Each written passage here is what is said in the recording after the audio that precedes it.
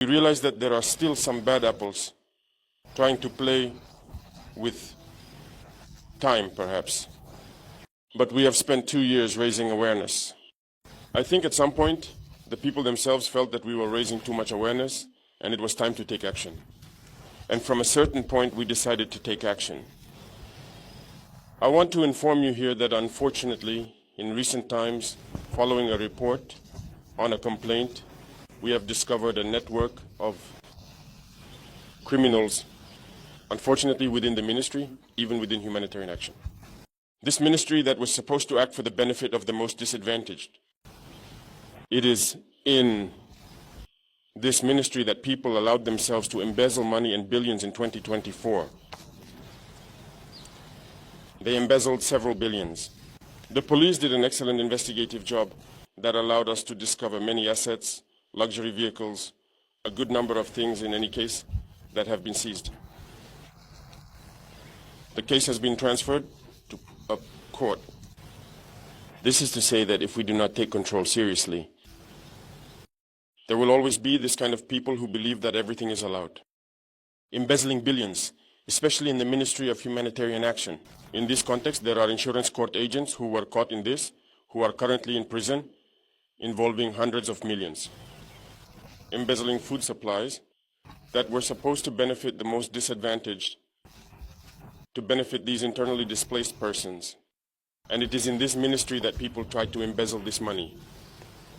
And I am convinced that this exists almost everywhere because we are continuing the investigation. Often there are arrests that you might not understand, but we know why we are making them. There are still many people trying to embezzle public funds. We will not have any pity for those individuals. So, this is an opportunity to call upon the Commission for dysfunctional regulations that has been established because there are many reports reaching the presidency here to get to work seriously and allow us to uncover all these thieves hiding in the administration. We cannot tolerate this at a time when we are fighting against terrorism, where people are sacrificing themselves on the ground, and others are in the rear, allowing themselves to steal billions and to indulge in luxury. It's difficult to grasp this situation. On top of all that, there are Burkinabés who lack patriotism. We have all followed the efforts that have been made to acquire a new plane. The last time, I was obliged to receive last week 2 mechanics from the company who, as soon as the plane arrived on the 2nd of last month, on the 3rd submitted a resignation request. And one submitted the resignation request on the 3rd to take effect on the 4th, and the other took effect on October 31st.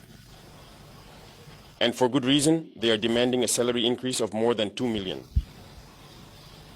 It's sabotage. And I think it's a serious lack of patriotism. The board of directors tried by all means to reason with them. They even went as far as making concessions up to 400,000 francs more on their salary and everything.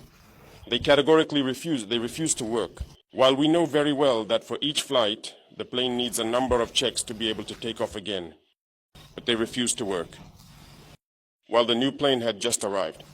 This is pure and simple sabotage. A plane arrives on the 2nd, and on the 3rd, you decide not to work as mechanics.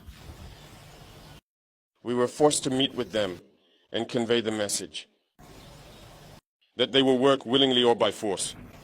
We are not asking anyone. We are not going to negotiate anymore. They will work, and that is what is happening.